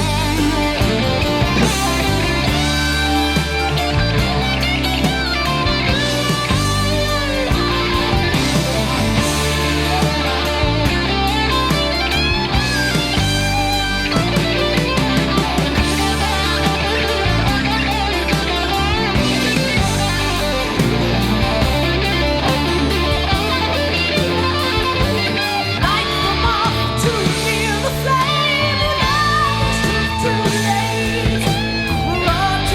All in all, it's a pretty shitty song, but that guitar part is really good. I think that was the hook of the song, is the guitar part. I think there's an outro solo too.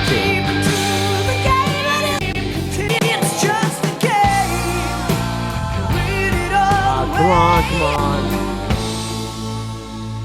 Damn, the song is 6 minutes and 20 seconds. There must be a single edit version, right?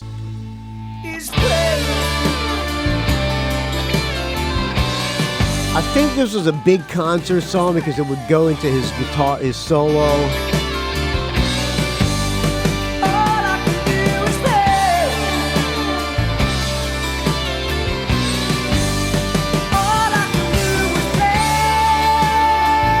Yeah. Nah, I'll give it a half. Fantasy Serenade is the next. Oh, wait a minute. You flip.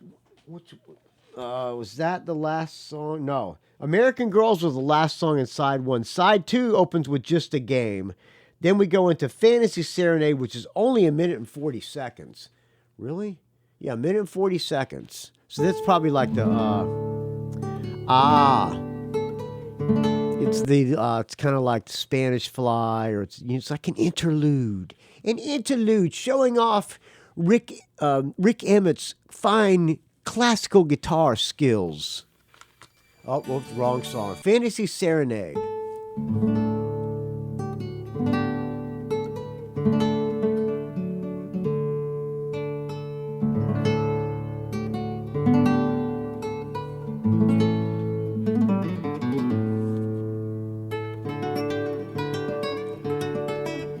I remember this. I think it goes into Hold On was another single.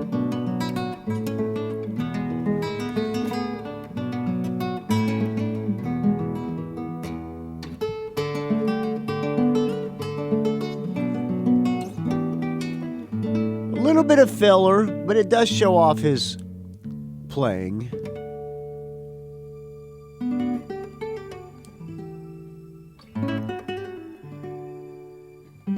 You know, when you're a kid, when you're hearing this, you don't know whether you're supposed to like it or not, but you like it anyway because, hey, they're a big hard rock band. It must be good. You go, wow, that's tasteful, man. When deep inside, you say, you know. Wow, he's a ripping. It's good. I'm going to give it a half. Kind of doesn't really hold up, but I'd like to hear a current band do something like this.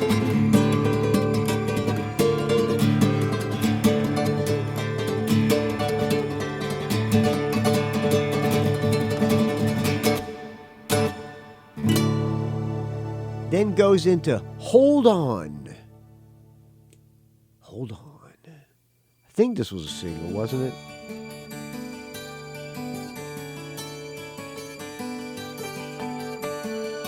See, you had two juxtapositions going on. I think I read an interview with Rick Emmett recently and said kind of the band broke up because those guys wanted to play hard rock and Rick Emmett wanted to do these kind of pop tunes like these that he sang.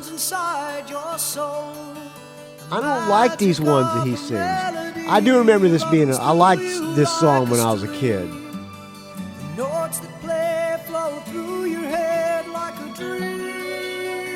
Like a dream. I have not heard this song since 1979 and I remember it like it was yesterday. That means it holds up. I sing this song for the common man and for the people in despair. I bring my song into the world and I sing it everywhere. Opening up Modelo number 4.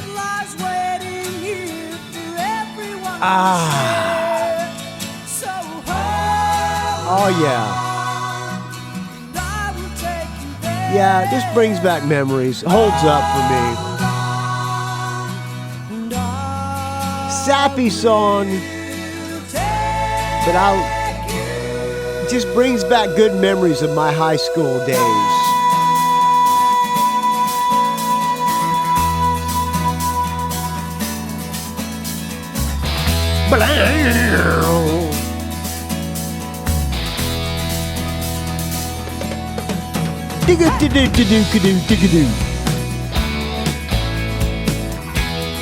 Come on, everybody!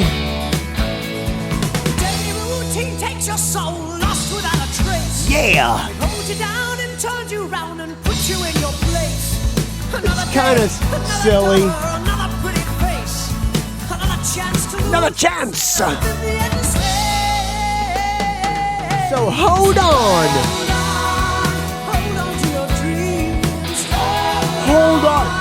Here's a lesson, kids. 1979 high school kids, I'm talking to you, Michael Butler. Hold on to your dreams. Someday, you could be in the Podcast Hall of Fame, motherfucker!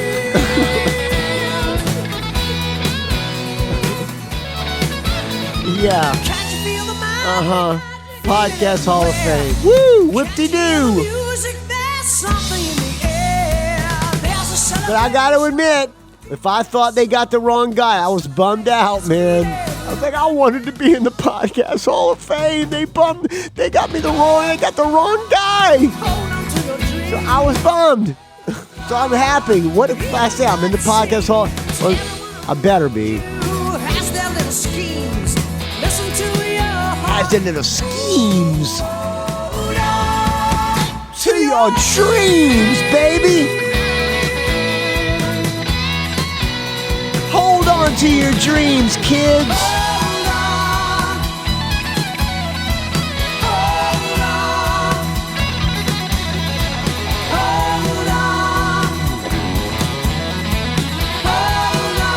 answer back guitar. 6 minutes and 8 seconds. Every single. The Just a Game single, 6 minutes and 20 seconds. Laid on the line over 4 minutes. Hold on, 6 minutes and 8 seconds. We got to make it. They got those little toms, the drum. So 70s. Come on, everybody. Hold on to those dreams.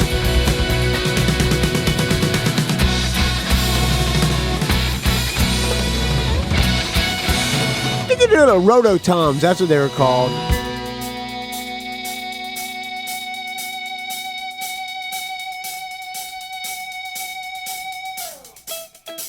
Oh yeah. Oh yeah.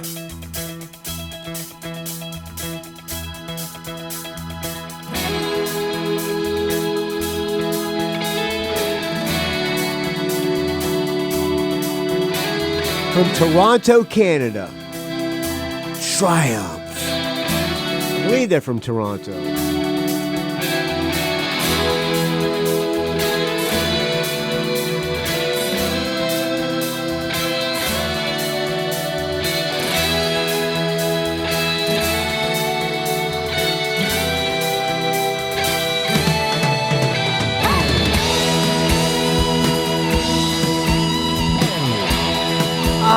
The feel-good anthem of 1979. All right, last song, Suitcase Blues. 3 minutes, a short one. This must be the Gilmore on vocals. Do I remember this one? All right, good guitar playing from Rick.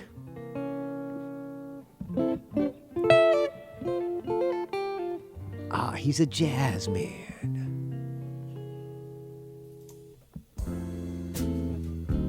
Yeah, kids. We're gonna give you kids a lesson in lounge music, baby. While I take another hit of this fine marijuana. This dirty hotel room is really And I believe I took a hit of marijuana when I saw Triumph, too. Maybe some Boone's Farm. Strawberry Hill. Yeah, Gilmore on vocals. Could be the bass player singing this one. This is a rip-off of Queen Melancholy Blues, right? I guess I'm making payments. Who wrote this one? That must be paid. I Doesn't catch say. another song into this endless masquerade. Halfway through That must mean it's a band. headed for Band the right. coast. Band Been co-write. gone so long I can't remember what I miss the most. I believe in Johnny Walker and the comfort that it brings. Waiting on the telephone that never ever rings on the lonely road of fortune. And I got the suitcase. This one kind of doesn't hold up. I'll give it a half. So tally it all up. 1, 2, 3, 4, 5, 6.5 out of 8. The suitcase blues are the worst. Kind of holds up. That's a pretty good score. All by my lonesome and I'm halfway round. So there you go, friends. Thank you, Chris Capel, Drinking soda, but I sure could use a for suggesting this. Just a Game from Triumph 1979 on RCA Records. And the Subdivision record label is called Attic Records.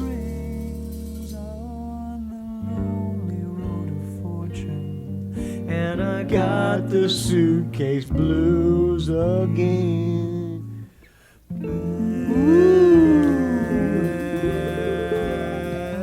The rules of the game.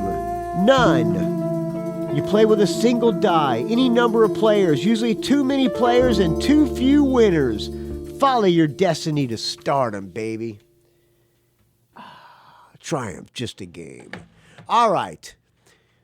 I got more things on the notes, but we're almost 2 hours into this stuff, so I think I'm going to wrap it up here because I'm starting to get buzzed, and yeah, and you know what happens when I get too buzzed? It's going to turn into a fucking train wreck. So I'm going to close out with a pop too, kind of a power pop. Casey and I went to a show. The Uni Boys. I thought they were called the Uni Boys. UNI. Uni is a like piece of sushi, sea urchin. And then we were in there. It was Uni Boys, and it was at this place called the Knockout. I was talking about this briefly with Sandy Hyde on the last show. This place is like the Butlers played here once. It's a hipster dive bar, okay, but they did have tall Tecates in like the 16-ounce can, which I think is made somewhere else because they don't taste the same as a 12-ounce Tecate in the can. But I was drinking those, and everybody in there is a fucking hipster. I mean, it's like hipster wannabe punk rockers or whatever you call it.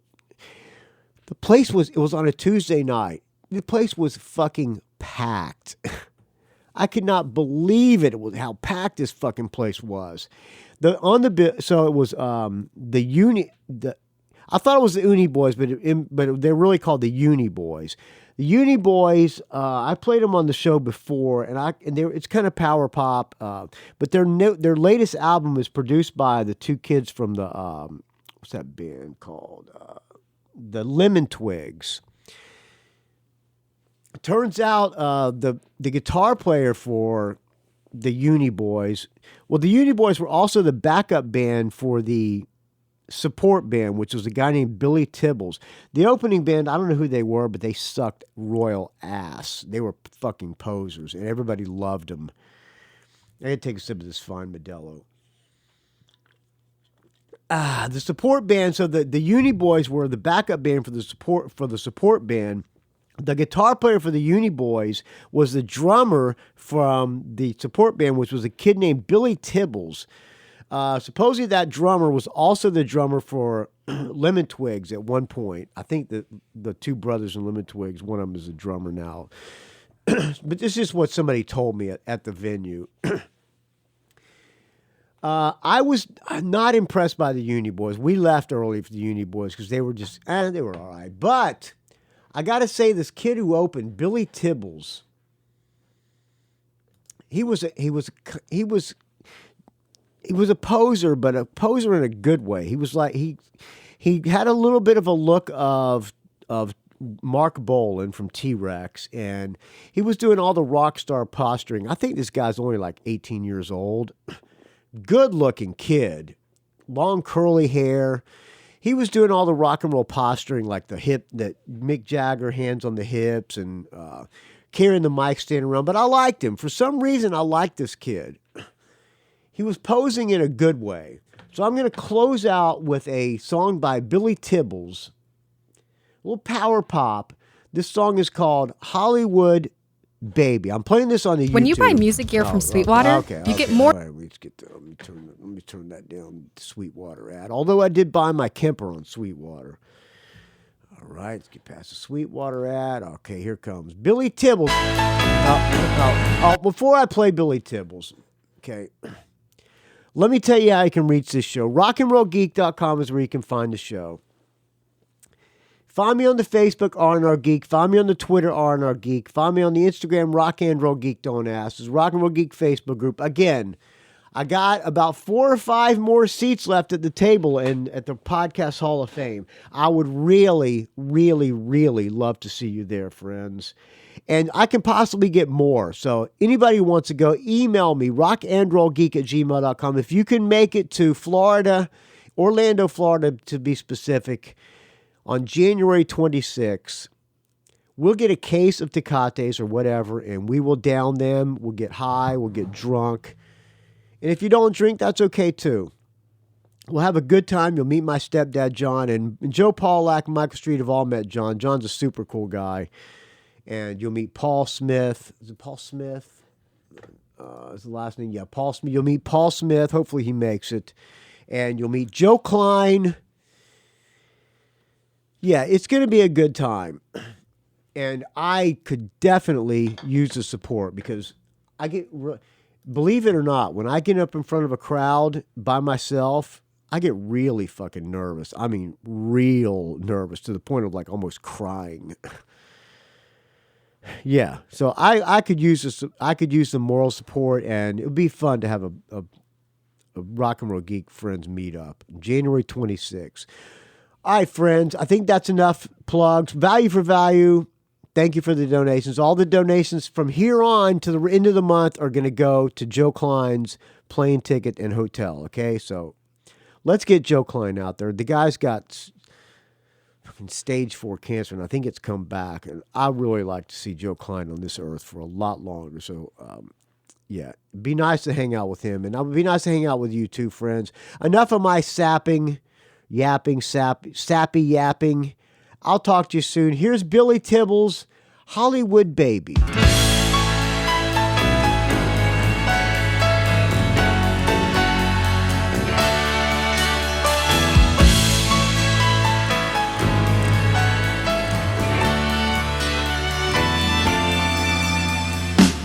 Saturday night, and there's nothing to do but walk about and talk about nothing. And I love you more with every minute that goes by. And you know that I don't like that rock and roll. No, no, no, no, no. No, no, no. But the movie show was running slow, so we all went out to the sidewalk for a smoke. And I saw you there with your friends, and I was gone. I was really gone. 'Cause you know that she was my Hollywood baby. She was my Hollywood baby. She was my Hollywood baby. The entire time I thought that she'd be mine until the titles passed, but nothing seems to last for very long in this town.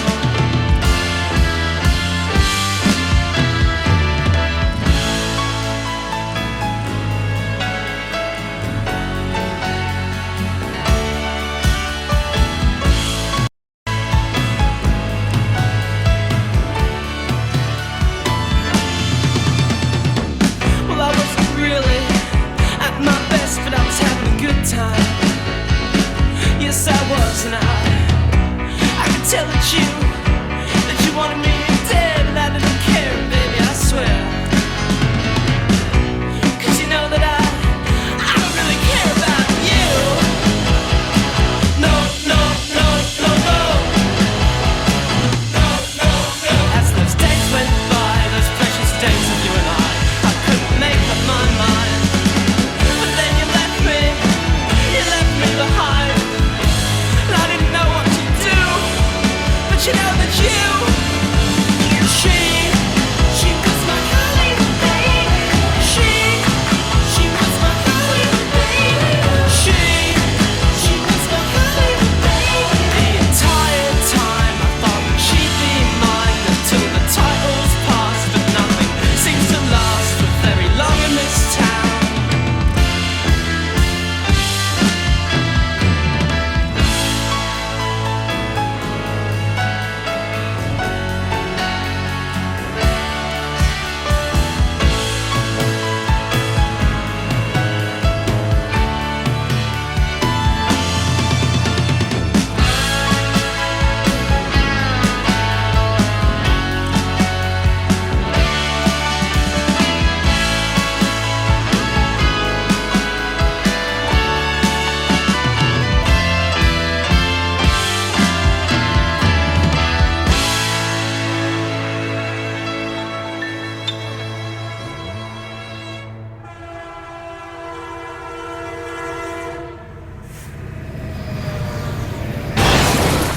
It's a rock and roll geek train wreck.